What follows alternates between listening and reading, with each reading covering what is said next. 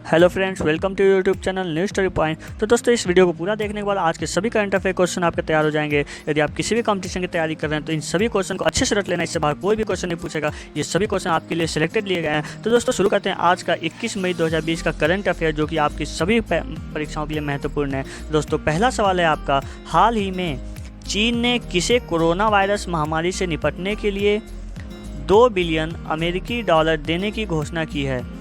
तो दोस्तों, WHO ने हाल ही में चीन ने किसे कोरोना वायरस को, तो चीन ने WHO को 2 बिलियन अमेरिकी डॉलर देने की घोषणा की है। तो दोस्तों, WHO के बारे में देखते हैं। तो WHO जो है वर्ल्ड हेल्थ ऑर्गेनाइजेशन इसको कहते हैं, विश्व स्वास्थ्य संगठन हिंदी में कहते हैं। 7 अप्रैल को इसकी स्थापना हुई थी 1948 में।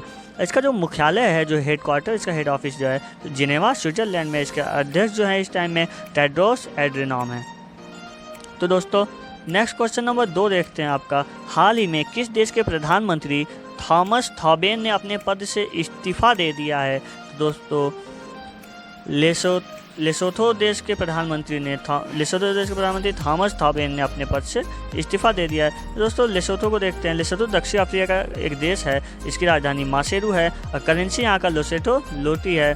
तो दोस्तों, नेक्स्ट क्वेश्चन नंबर 3 पे आते हैं अब, हाल ही में विश्व माप विज्ञान दिवस वर्ल्ड मेट्रोलॉजी डे कब मनाया गया? तो दोस्तों, 20 मई को विश्व माप विज्ञान दिवस मनाया गया है, वर्ल्ड मेट्रोलॉजी डे। दोस्तों, यह दिवस 1875 को मीटर कन्वेंशन पर हस्ताक्षर होने के उपलक्ष्य में हर वर्ष 20 मई को मनाया जाता है। विश्व माप दिवस को मनाने की घोषणा जो है international bureau of weight and measures BIPM और international organisation of legal metrology OIML ने की थी। दोस्तों, विश्व माप दिवस 2020 का थीम क्या था?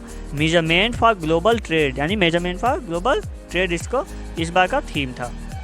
दोस्तों, नेक्स्ट क्वेश्चन 4 नंबर पे आते हैं, हाल ही में दक्षिण मध्य रेलवे ने कोविड मरीजों के लिए किस रोबोट को विकसित किया है? तो दोस्तों, रेल बॉट के नाम से एक रोबोट को विकसित किया दक्षिण मध्य रेलवे ने। दोस्तों, रेल बोट का इस्तेमाल जो है दवाओं, चिकित्सा सामान की आपूर्ति करने और मरीजों को भोजन परोसने में किया जाता है। दक्षिण मध्य रेलवे जो है इसका मुख्यालय सिकंदराबाद में है और महाप्रबंधक जो है गजानन माल्या हैं। दोस्तों, भारतीय रेलवे के बारे में देखते हैं। इंडियन रेलवे, इसकी स्थापना 16 अप्रैल 1853 को हुई थी। मुख्यालय नई दिल्ली में है और रेलवे मंत्री पीयूष गोयल हैं।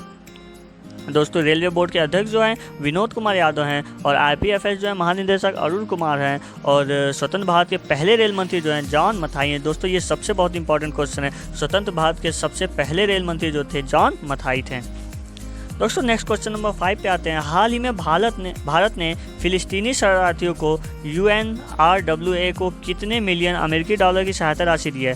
दोस्तों, 2 मिलियन अमेरिकी डॉलर की सहायता राशि प्रदान की गई है। दोस्तों, यह सहायता कोरोना वायरस के संकट की परिस्थिति के दौरान शिक्षा और स्वास्थ्य सहित UNRWA के प्रमुख कार्यक्रमों और सेवाओं के लिए दी गई है। तो दोस्तों, UNRWA के बारे में देखते हैं। UNRWA जो है संयुक्त राष्ट्र की एक संस्था है, United nation relief and work agency इसको कहते हैं, इसका फुल फॉर्म है। और संयुक्त राष्ट्र राहत और निर्माण एजेंसी इसको हिंदी में कहते हैं। इसकी स्थापना जो 8 दिसंबर 1949 को हुई थी। मुख्यालय जो स्थान है इसका अम्मान जॉर्डन में है और आयुक्त जनरल जो है क्रिश्चियन सॉन्डर्स हैं। दोस्तों, नेक्स्ट क्वेश्चन नंबर 6 देखते हैं, हाल ही में किसने 2019 का अलेक्जेंडर डेल रिम्पल अवार्ड जीता है? तो दोस्तों, वाइस एडमिरल विनय वधवार ने अलेक्जेंडर डेम्पियल अवार्ड 2019 का खिताब जीता है। दोस्तों, वाइस एडमिरल विनय वधवार जो हैं भारतीय नौसेना जल सर्वेक्षण के प्रमुख जल सर्वेक्षक हैं। उन्हें यह पुरस्कार भारतीय जल सर्वेक्षण और विशाल हिंद महासागर क्षेत्र में उनके उत्कृष्ट योगदान के लिए दिया गया है। दोस्तों, नेक्स्ट क्वेश्चन नंबर 7 देखते हैं आपका, जो है नेशनल टेस्ट अभ्यास मोबाइल ऐप लॉन्च किया है।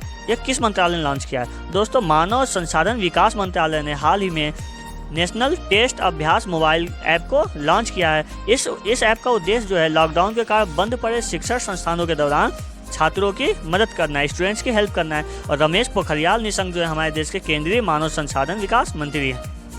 दोस्तों, नेक्स्ट क्वेश्चन नंबर 8 को देखते हैं, हाल ही में hope on my adventure on boat trains and plane के ई-बुक संस्करण का विमोचन किया गया है।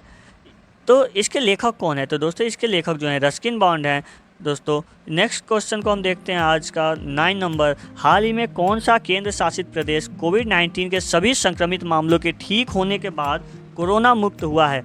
तो दोस्तों, लद्दाख जो केंद्र शासित प्रदेश है कोविड-19 के सभी संक्रमित मामलों के ठीक होने के बाद कोरोना मुक्त हो चुका है, यानी अब यहाँ पे कोई भी कोरोना के मरीज नहीं हैं। तो दोस्तों लद्दाख के लेफ्टिनेंट गवर्नर जो हैं राधा कृष्ण माथुर हैं।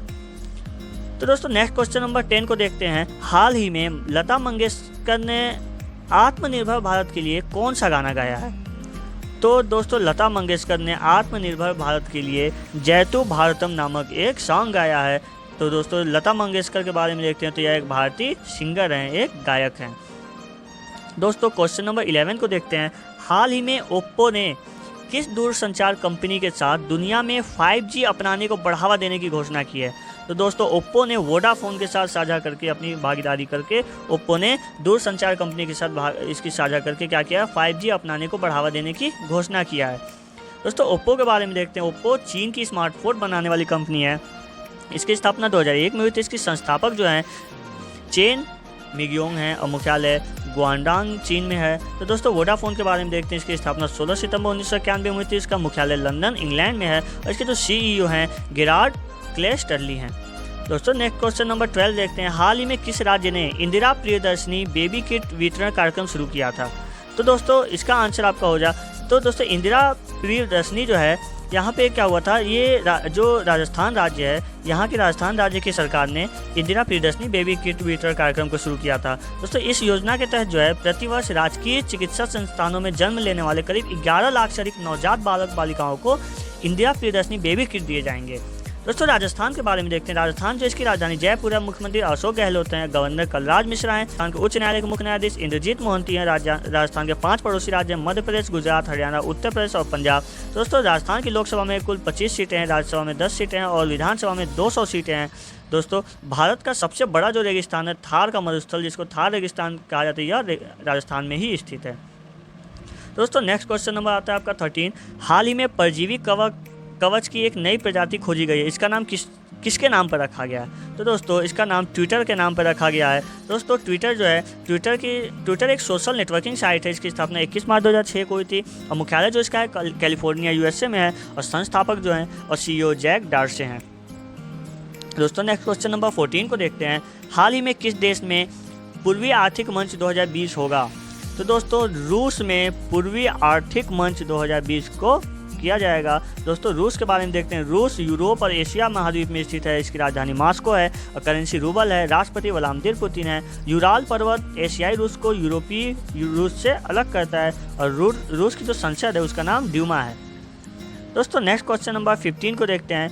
केदारखंड और मनुखंड के क्षेत्र किस भारतीय राज्य से जोड़े जाते हैं? तो दोस्तों उत्तराखंड में केदारखंड और मनुखंड भारतीय राज्य जोड़े जाते हैं। दोस्तों उत्तराखंड राज्य के बारे में देखते हैं। इसकी राजधानी देहरादून है और मुख्यमंत्री त्रिवेंद्र सिंह रावत हैं और गवर्नर बेबी रानी मौर्य हैं। उत्तराखंड उच्च न्यायालय के मुख्य न्यायाधीश रमेश रंगनाथन है। इसकी स्थापना 9 नवंबर 2000 को हुई थी। उत्तराखंड के 3 पड़ोसी राज्य हिमाचल प्रदेश, हरियाणा और उत्तर प्रदेश।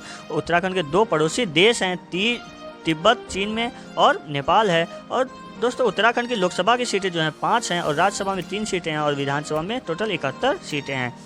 दोस्तों इसका मेन और भी देखते हैं। उत्तराखंड की जो झीलें हैं इसको देखते हैं। उत्तराखंड की झीलें जो हैं नैनीताल झील, डोडीताल झील, भीमताल झील, सातलाज झील, रक्साल झील, मातला झील, देवताल झील, मतलब ये सारी गौरीकुंड झील, नदीकुंड झील, सुपरताल झील, ये सभी उत्तराखंड की प्रमुख झीलें हैं। Jim Corbett heli national park Bharat का सबसे पुराना राष्ट्रीय उद्यान है जिसकी स्थापना 1936 में हुई थी। यह भी उत्तराखंड में ही स्थित है।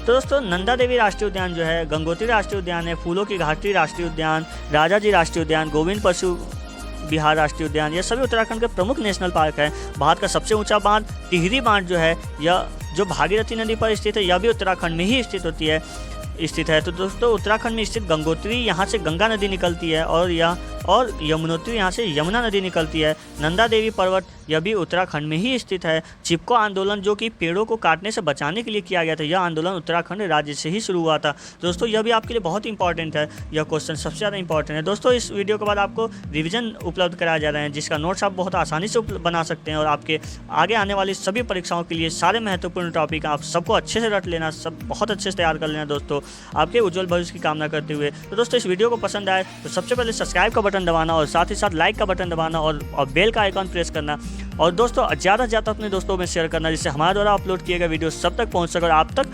नोटिफिकेशन जरूर पहुंचे। बहुत बहुत धन्यवाद आप सभी का।